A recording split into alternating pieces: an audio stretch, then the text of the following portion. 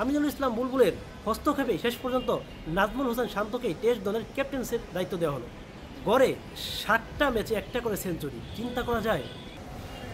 নাজমুল হোসেন শান্ত, যাকে নিয়ে গত কিছুদিন যাবৎ ব্যাপক আলোচনা হচ্ছিল, কারণ তাকে নাকি বাংলাদেশ জাতীয় ক্রিকেট দলের টেস্ট দলের অধিনায়ক হওয়ার প্রস্তাব দেওয়া হয়েছিল। তিনি সেটা ফিরিয়ে দিয়েছেন, তিনি টেস্ট অধিনায়কত্ব করবেন না, এমনটাই কিন্তু লাস্ট কন্টেন্টে আপনাদের সাথে আমি আলোচনা করেছিলাম। কিন্তু টি-20 সিরিজ শেষে গত শুক্রবার বোর্ড প্রেসিডেন্ট আমিনুল ইসলাম বুলবুলের সাথে শান্তর কিন্তু একটি মিটিং হয়। সেই আলোচনায় কিন্তু উঠে এসেছে নাজমুল হোসেন শান্ত তিনিই নিচ্ছেন আগামীর টেস্ট দলের দায়িত্ব। যেমনটা ইতিমধ্যে বিসিবি জানিয়ে দিয়েছেন, ঘোষণা করে দিয়েছেন, নাজমুল হোসেন শান্ত 2027 সাল পর্যন্ত বাংলাদেশ জাতীয় ক্রিকেট দলের টেস্ট দলের অধিনায়কত্ব করবেন। যদিও শান্ত প্রথমে রাজি ছিলেন না, যেটা আমরা লাস্ট কন্টেন্টে আপনাদের বলেছি, সামাজিক যোগাযোগ মাধ্যম থেকে চারিদিকে শুনতে পেয়েছিলাম, সেটাই আপনাদের বলেছি। তবে শেষ মুহূর্তে আমিনুল ইসলাম বুলবুলের কথা কিন্তু নাজমুল হোসেন শান্ত ফেলতে পারেননি। সেক্ষেত্রে নাজমুল হোসেন শান্ত ভালো একটি সিদ্ধান্ত নিয়েছেন বলেই আমার মনে হচ্ছে, কারণ নাজমুল হোসেন শান্ত কিন্তু টেস্ট সংস্করণে ভালো পারফরমেন্স করে আসছেন, তার নেতৃত্বেও ভালো খেলেছেন বাংলাদেশ জাতীয় ক্রিকেট দলের টেস্ট এই দলটা।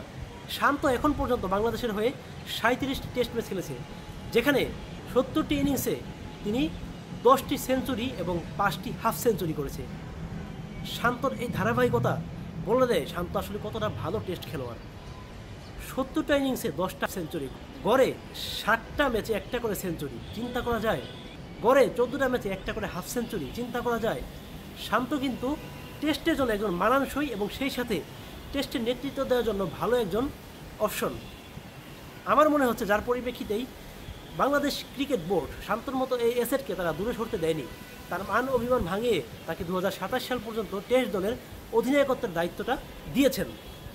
এতে বাংলাদেশ ক্রিকেট দলের কতটা ভালো হলো কতটা খারাপ হলো সেটা কিন্তু ভবিষ্যতে বোঝা যাবে। তবে আমার মতে বাংলাদেশ ক্রিকেটের জন্য খুবই ভালো হয়েছে। শান্তকে দেখে মনে হয় অনেকটা ম্যাচিউর এবং ক্যাপ্টেন্সি করার জন্য একজন যোগ্য একজন খেলোয়াড়। বাংলাদেশের যে পঞ্চপাণ্ডব ছিল, তাদের স্থলাভিষিক্ত কারা হবে তাদের নিয়ে কিন্তু ব্যাপক আলোচনা হচ্ছিল। সেই আলোচনায় কিন্তু নাজমুল হোসেন শান্ত কিন্তু একজন গুরুত্বপূর্ণ মানুষ, যিনি ইতিমধ্যেই টেস্টে ভালো পারফরমেন্স করে আসছেন।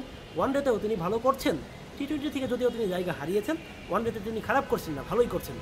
তবে টেস্টের জন্য নাজমুল হোসেন শান্তর চাইতে এই মুহূর্তে হয়তো ভালো কোনো অপশন ছিল না। তাই বিসিবি প্রেসিডেন্ট আমিনুল ইসলাম বুলবুলের হস্তক্ষেপে শেষ পর্যন্ত নাজমুল হোসেন শান্তকেই টেস্ট দলের ক্যাপ্টেন্সির দায়িত্ব দেওয়া হলো। কেমনভাবে দেখছেন আপনারা নাজমুল হোসেন শান্তর প্রথমে দায়িত্ব না নেওয়ার যেই সিদ্ধান্ত এবং পরবর্তীতে বিসিবি প্রেসিডেন্টের সাথে আলোচনার পর নাজমুল হোসেন শান্ত যে রাজি হয়েছেন টেস্ট ক্যাপ্টেন্সি নেওয়ার জন্য, সেটাকেই আপনারা কীভাবে দেখছেন? কমেন্টে জানাতে পারেন আপনাদের মতামত।